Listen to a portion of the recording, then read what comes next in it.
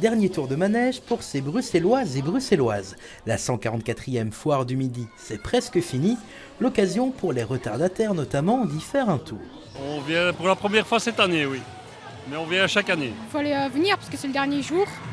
Faut profiter quoi. J'étais allé l'année passée, mais cette année c'est la première fois comme je reviens de vacances. Cette fois-ci, je suis venu 3 fois. 3 fois, donc c'est assez. Hein.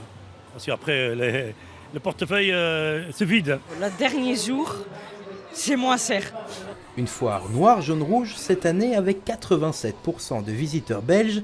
Et bien qu'ils aient été nombreux, le bilan est plutôt mitigé cette année pour les forains. Pour moi, elle reste bonne, mais moins bonne que les autres années.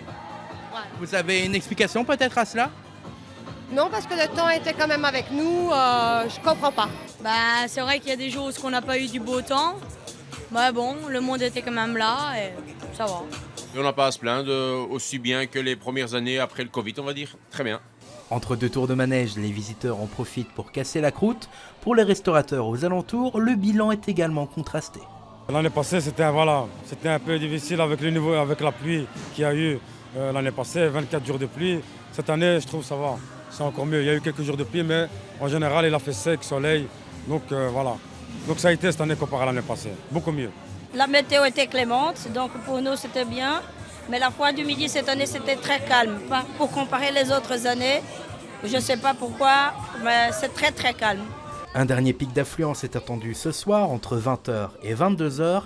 La foire du Midi devrait y atteindre le million de visiteurs.